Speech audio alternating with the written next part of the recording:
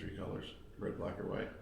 I just want to point out the fact that the last two episodes you didn't have any red, black, or white on. I mean, that's not only what I wear. I wear other colors. There's the hat that you're talking about. Love it. Yeah. Those are good. So how many of those you got? Watch this. Brandy bought me this hat in Las Vegas. Yeah. Speaking of Brandy. Brandy. I was saying quit bringing her up. I brought her up. Okay, anyway, go ahead. When were you going to say to quit bringing her up? But I brought her up. But no, she bought me this hat in Las Vegas. Yeah. You know, if I was with Brandy, I'd buy her whatever she wanted. Oh, my God. Which probably cost me a lot of money. Yeah. But I just wanted to know that my feelings are growing stronger every day. Oh, my God. Love the hat. Yeah. All right, let's fire it up. Let's get going. So, how you doing today? You good? Man, brand new day, brand new people, dude, brand new situations. Dude, got the electric paid. You get Yeah. Okay, I got to tell you something because I know some of the questions we're going to ask, but I got to tell you this Go because ahead. I'll forget. One of our first episodes, I was talking about my dad, things he had done, whatever, and his birthday was on the when was my dad's? No, it was on the 1st, right? So, anyways, I got to tell you this quick story because where I live, there's a Waffle House like right down the street, and I grew up on Pennington Bend, and so if you know anything about the Opryland area, you know where the Waffle House is, right? So my dad had he'd always struggled with his weight. So, anyways, at the point, for whatever reason, he was on this diet that one of the things that he loved to eat was sliced tomatoes. Okay. Yeah. So he's late to work. He's going over to the General Jackson show, about to do a show. He goes by the Waffle House right here, and he goes in, and he tells it's like hardly anybody in there, and he tells the cook, he's like, "Hey, listen, if I give you like $10, can you just slice me up 2 tomatoes, and I'll just throw some salt on it. We'll just put it in the to-go box." And the guy goes, "I'm a cook, not a produce manager." And my dad says, "What? Can you produce me some tomatoes?" Yeah. And he goes, my dad goes, "What?" He goes, "I'm a cook, not a produce manager." He goes, "If you want tomatoes, you got to order something." And my dad, being a comedian, got to be quick on his feet, right? He goes, "All right, I'll tell you what. I want 5 BLTs, hold the bacon, lettuce, and bread." Hold the bacon, lettuce, and bread. And the guy's just fuming. My dad says, "You're going to slice tomatoes." Anyways, so my dad orders it, right? And he gets them in the to-go box, and my dad's walking out of the Waffle House, and he throws the to-go box and all the tomatoes in the trash can. Yeah. And the guy's standing there. My dad turns around, and he says, "Listen, I'm not really hungry for tomatoes anymore." He said, "I just wanted you to know that you will slice tomatoes when I come in here." And he goes, "That, I also want to tell you, you'd make a hell of a produce manager." And rolled out. Oh my God. Yeah. Okay, about 6 years ago, I had a family reunion here in Nashville, and I couldn't even tell you what's the hotel right here on the corner. Ramada? Yeah, I think it is. It's now it's the Inn at Opryland. You know, on the corner across from Candy Ford. There you go. So we did it in the hotel lobby, family reunion. Yeah. Well, we were in the ballroom, but we was all there. Oh, it's beautiful in there. The last time I saw my father was at that Waffle House. So he lives in Las Vegas. Yeah. And so, we're not that close, but still, that was the last time I saw him at that Waffle House. How long ago? 5-6 years ago. Yeah. So my thing. Have you been out to Vegas to see him? When I first got married to my second wife, our honeymoon was in Las Vegas. Yeah. And that was my last. When I went to go see him. Yeah. So that was it. So now he went to a family reunion, and that was the last time I saw him. Yeah. I don't want to leave on that note. Like if he passes away, I want to say, man, the last time I saw him, he was at Waffle House. We had a good time. We had breakfast. We had a nice time. But I need to go visit him one more time. What color is he? Purple. No. Let me tell you about the Inn at Opryland. So it used to be the Ramada, and there's a back door that if you go in the back door, this is before card scan, you could just open it up, right? Yeah. So you go in the back door, and as soon as you get in there, there's a couple locker rooms, and there's a spa, whatever. So you can go in there and change your shorts or whatever, and then go swim in the pool. Well, this is back when it was just me and my first 2 daughters, single dad. I didn't have money to go rent the room and go to the pool and do all that. So we'd get all of our stuff in a bag, and they thought it was funny because I'd go in the back door, and the first thing we'd always say, "Boy, long drive from Wisconsin," right? Then we'd go in there and get all our stuff on. And they go, "I've done that too." Lots. Okay, so I go in there, and the damn hotel holds 700 people. It says free breakfast. They had 3 extra people, 2 and a kid ain't gonna knock it out of the park for digging into your. But anyways, we'd go get in the pool, right? And I thought nobody will ever know because they're not going to say, hey, can I see your, and be rude. So we go in there one day and we're sitting in there. And pretty soon we're kind of looking around and we're like, something's not right? And anyways, we try to blend in. The convention that was there, they bought out the hotel. It was the Black Baptist Convention where all these churches came from all over. So when I looked around, I'm like, oh, there ain't no blending in here. You know what I mean? And so it's like long drive back to Wisconsin. Yeah. Anyways, yeah. And that's been there forever. Yeah. When you said you probably went through the lobby and then there's that big open area. And then you got the bar and then the pool's right to the right of that. Mm-hmm. Yeah, nice area for it. Yeah. Yeah. Did people stay there? Yeah. A lot of people stayed there. Yeah. Nice spot. Nice hotel. All right. Some more people wrote in. Yeah, some more people wrote in. Here's a funny question for me. I'm just laughing because who thinks to say that? Yeah. Have you ever eaten a whole pizza by yourself?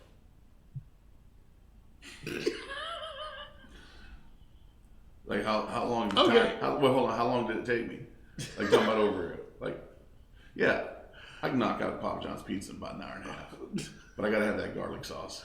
I can do it if it's thin crust. Yeah. I can't do this a regular crusted pizza. Yeah. And so where I'm from in Chicago, we used to deep dish. So deep dish, man, I can that buttery on the bottom. 2 slices, I'm done. Yeah.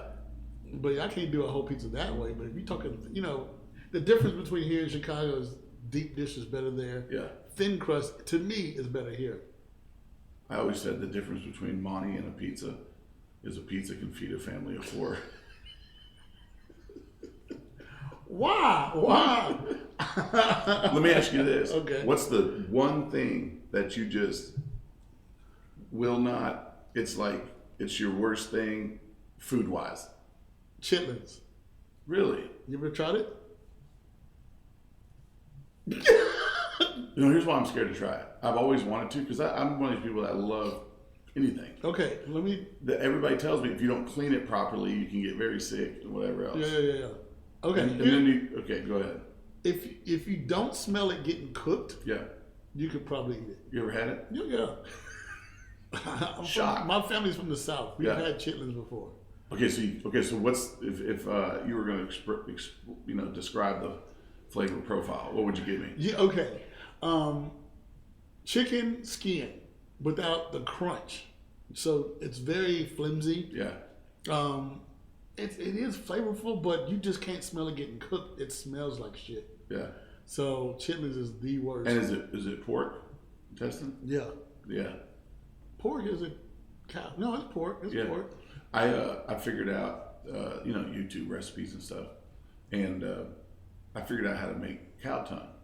Yeah, I've never had tongue. Okay, here's the deal is, you can't see it on the front end because on the front end it's a big tongue with, and then after you cook it, that tongue it just slips off the meat. You just throw that away. It's almost like a rubbery whatever. And then once you do that, the rest of it just shreds. So if you didn't see me make it, you came over, it would just like shredded pot roast. But it is the most delicious. Yeah, I made a whole pizza. You ever had frog legs? Love them. Really? Yeah. You ever had them? Yeah, once, but it wasn't, unless somebody didn't like season it right. Yeah, just a little bit of funky. Yeah, it wasn't enough meat on them to go, oh, this is great. No, it was just, it's like a small chicken wing almost. I'm like, this is not worth me being excited about. You know what it is? Same thing for me is crawfish. Crawfish? You don't like crawfish? No, I love it. Oh. But I'll buy the packs that are already seasoned and it's just the meat without the crack in the tails and all that. And somebody's going to steal this idea, but I came up with this for cracking the tails of crawfish. Yeah. Now, if you're a crawfish person, you know how to pop, and do it, right? But for those that didn't or whatever, you ever see the little card and it's a envelope opener? Yeah. There's a little space, you stick it in and zip the top. Yeah, there you go. So one time I had a crawfish tail and I put that in there and I just went like that. And that's that a good idea. Yeah. Somebody's going to steal it and make millions. But we've recorded this show. So hopefully they do. And it's like a poor man's copyright. And then we can go do that. And then we won't have to do this. You know what? I love seafood, but what irritates me one of the most is crab legs. That's a lot of work to get that meat out of there. I'd rather do crawfish, lobster tails, But I don't know. I like crab legs, but it just irritates me. I got to do all this work to get this piece of meat out of here. Yeah. So okay. No, go ahead. So we talked about that, and one of the things we were talking about is what would you do if you won the lottery? What would you do if you like made millions of dollars? And most people would say, "Well, you know what? On your Facebook, what's your Facebook tag at what?" It's Monty Hicks. Monty Hicks. At Monty Hicks. So one of the questions you asked is, "What would you do with $20 million?" Yeah. And people just like, nice car or whatever. Yeah. And so I asked you, and you said I would pay somebody to crack open my crab legs. You crack them, I eat them. Yeah. And when you said that, I was like, that's absolutely. And I don't know. Because I love crab legs. It's great. And I've tried Dip it in butter. This is a real experience, and I've tried to write this joke about winning the lottery, right? Because this lady was in front of me. When she said what I'm about to tell you, it just sucked all the energy out of my brain. I couldn't have told you what my name was, anything for like 20 seconds. She's up there and she's got her lottery ticket. She scans it, Powerball. Yeah. And it's not a winner. She's like, oh, And she turns around and looks at me. She goes, wouldn't you like to just win this one time? And I go, just once? How many people does she say that to? They go, nah, not really, not me. Wouldn't you like to just win this one time? Sure would, because I wouldn't have to call NES to get my power turned back on ever again. I'd buy NES. Okay, one more thing real quick, because this is always something, conspiracy theory. Okay. Winning the lottery. Yeah. Give me your take on this. So it's been close to $1 billion before. Yeah. Right? Or has it been $1 billion? I don't know. Anyways, but what's it? It's close enough. We've seen it the last few years, 800 million, whatever. And then somebody wins it, okay? And then the lottery says those people want to remain anonymous, okay? Yeah. How come that there's no new billionaires that pop up that nobody knows about? And secondly, you get up around $1 billion, people, they're going to do some shady stuff, government gets involved, whatever. How do we know that anybody won it? How do you know that they didn't just take it to somebody? Well, okay, anonymous, I would assume you don't want it on the news. You don't want it publicly told. But you got to tell at least lawyers and somebody got to know. But they can say, they just signed disclosure. Okay, I think so. But these people are like, this person lived in South Jersey, and they won $1 billion, and nobody in South Jersey seen that money? Like, you know what I mean? But okay. Can you admit that it could be a possibility? No. If we had a raffle, everybody put their name in the hat, and there was everybody here at the studio, and let's say there was 100 people, and we pulled the name out. We said, okay, we got a winner, and everybody said, who is it? We're like, well, we don't want to tell anybody. Everybody'd be like, well, you're going to take, how do we know you're not pocketing the money? That's $100. But okay, let's say, for example, if I win $20 million, I would definitely invest most of that money. Well, you would not? Yeah, but not when I should. I would flip that and make even more money. Yeah. Because, you got to buy, a business or buy something that's going to bring back even more money. You don't think, Oprah is like, oh, I got all this money, but I'm just going to keep it in a bank. She's trying to invest it and make more, even more money. She's buying a lot of land in Maui. Yeah. True story. But still. I heard a guy say this one time, and I can't remember the name, but I'm going to tell you this ain't me. This was my original. Yeah. They asked him, they said, what would you do if you won the lottery? Yeah. And he said, well, first thing I would do is take care of all my friends and family. And the guy's like, well, that's cool. He said, yeah. He said, I'd move to a private island, smash my phone, and I'd probably take care of everybody I know. Good stuff. All right. Who else wrote in, Monty? Oh, my goodness. All right. So many people. So many. Yeah. Like, man, I'm telling you, we got to cut all this off. Yeah, we want to thank everybody in New Jersey. Why are we going to be New Jersey? All right. What's your favorite TV show? Like what rating? It doesn't matter. Just give me a TV show. What I'm saying is, can I say it if it's like it's an adult TV show? What is it, porn? I definitely can't say that. You know what you said? You know what you said about that one time? What? You said, no, listen, I read this. Your stuff, people should go to Monty Hicks Facebook because your stuff's good. So random, though. No, it's not random. You said one time on for porn, which I don't believe I've ever seen. You said on these porn sites on the video that you watched, There's a Facebook share. Yeah, you can share it. Like, why would you link anything to this? Yeah. You just watch it and go about your day. Yeah.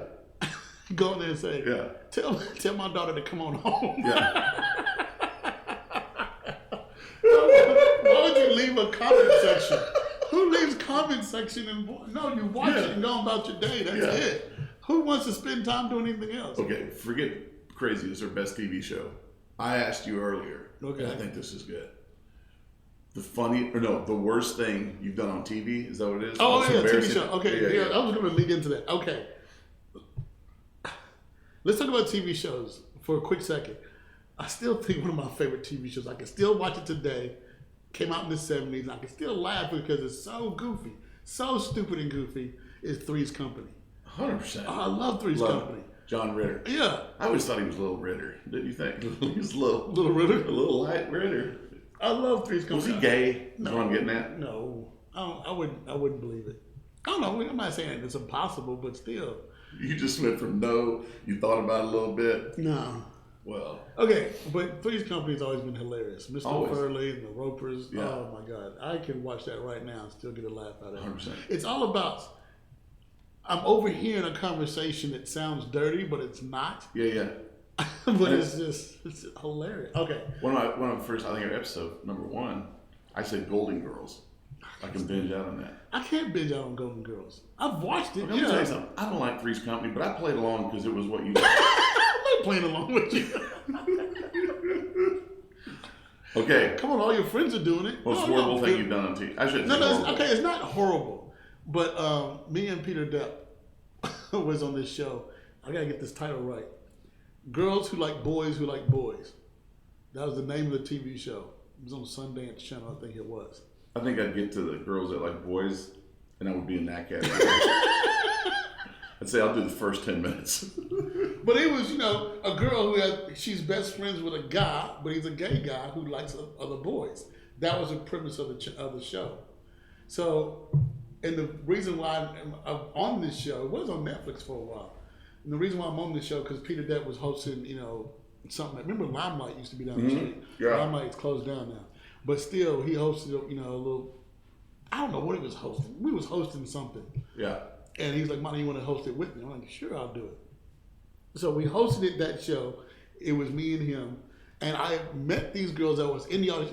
You crowd work. And so as I was crowd working, I met these 2 other girls who had a TV show. Well, they was running a pilot. Yeah. And they wanted a lot of, people on their show. Crowd work for Monty is also known as trying to get phone numbers. Well, I got their phone number. Yeah. But anyway, my point is, they had a show called Catfish Cougars. And what they would do would go fishing with random people and just sit and talk. It was before podcasts get really big. So they would just go out and just go fishing with just random people. Okay, hold on a second. Did you say catfish cooters? Catfish Cougars. Oh, I'm thinking somebody smells like a warm turtle tank. This ain't the only tuna fish we smell. So from TV show to TV show, I was just swinging around, and it never went anywhere, but it was pretty funny. So I still hang out with the girl from Catfish Cougars. Oh, perfect. So you're the guy that likes girls that like. No, You're the guy. I was that a girls special like. guest. That was about the gist of it. Yeah. But yeah, Olivia lives in Florida. She was on the show. Hey, Yeah. Olivia. So yeah, You talk about her in Florida. No, I'm talking about Amy in Florida. Oh, sorry, Olivia. I got a lot of girls in Florida. No, Not I'm just a lot saying. of girls, but I know a lot of people in Florida. What I'm saying is, you're everybody. You talk about. You said it's cool. All Yeah. that stuff. A lot of cool people in Florida. So let me tell you So I was. Celeste lives in Florida. Keep going. Oh yeah, Celeste Crusoe. Yeah. She's always been so cool. Yeah. I used to see her. She worked downtown, and she'd ride that train that they had. Oh yeah. Anyways, so at the time I'm wrestling for WCW. Yeah. And it's about 2 months before they got bought out by WWE. And when I say I wrestled for him, I was a guy that was like an extra. Like if there'd be a fight going on, I'd be the janitor in the background, backstage. Or they'd come to me and they're like, "Hey, we want you to be a security guard, but how do you feel about Sid Vicious powerbombing you through a table?" And I'd go, "If I don't do it, do I have a job?" They're like, "Not long." So anyways, they're going to have me on TV. I'm going to get an actual character spot on TV, right? And so there was this, the guy, he was a UFC fighter. I'll think of his name during this, Tank Abbott. Okay. And so he's got this little tag team that he's managing, right? And anyways, the name of the tag team was 3 Count. It was like a boy band gimmick, right? Yeah. So they had me behind the announce table, which was Bobby the Brain Heenan and I can't remember the other guy's name, but Tony Schiavone. And I got a shirt, I'm in the crowd, that says 3 Count sucks. And I'm in the camera like this, right? 3 Count sucks, or whatever. Well, first of all, they had to get me in position, and those were all sold out. So right before they went to TV, they said, just get in there and get up to the rail. I'm like, in front of all these people? So I'm like, 3 Count sucks. And then behind me, people were like, fuck you, whatever. And so he's, after the match, he sees me, right? So he runs, jumps over okay. I had called my mom, and I said, Mom, you have to tell everybody you know, call everybody, I'm getting a TV spot tonight. And she's like, oh my God, okay. She called people at the church. She called all of her friends. She posted something, all this, right? So what he does is he runs over and he jumps and grabs me and throws me out of the crowd back over. Now I'm right next to the ring. And he's ripping my shirt and he's hitting me and I got a flail because I'm a crowd member, right? Yeah. Anyways, down comes the police, right? And they throw me up against the ring and handcuff me. And they take me out, right? And I'm like, get off me, blah, blah, blah. And they're like, get back. And I'm fighting them and out the ramp we go. Well, these guys were actual police officers, and they just kept going with me. I'm like, all right, guys, cool, thanks, And out the back door, boom. And they're putting me in the cop car. What? And Mouth of the South, Jimmy Hart, who was helping produce the show, he comes out, he goes, whoa. He goes, what are you doing? He's like, well, I thought you said we had to arrest him or whatever. He goes, he's part of the show. And so they uncuffed me, and the guys said, well, man, we're sorry. I go, let me ask you something. Let's say this was real. Yeah. The guy pulled me over the rail from my seat, ripped my shirt off me, and punched me in the head. Why am I getting arrested? And they go, you fit the description? Yeah.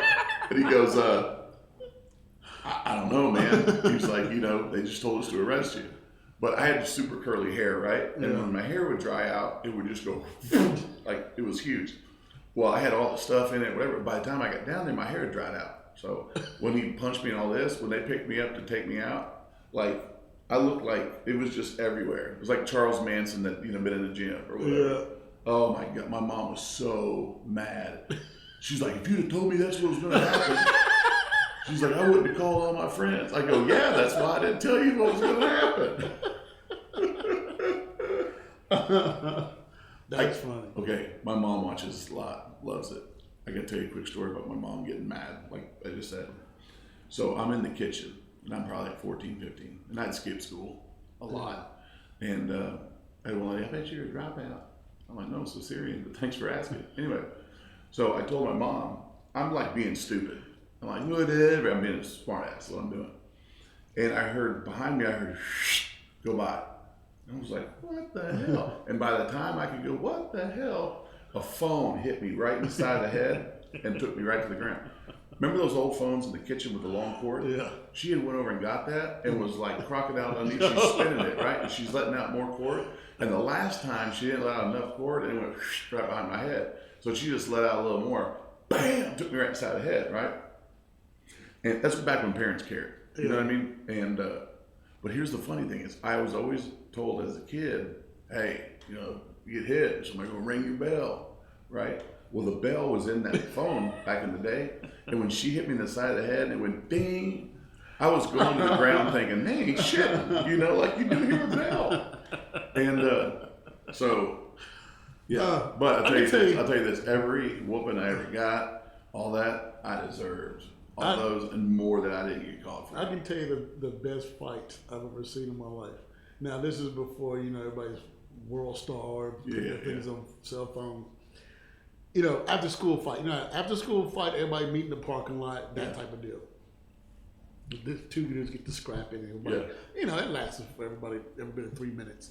Everybody breaks up the crew, go your separate ways, whatever. Wasn't really a determining winner. Yeah. All right? So at this time, everybody's drinking and stuff. The guy after school, of course. How long after school, dude?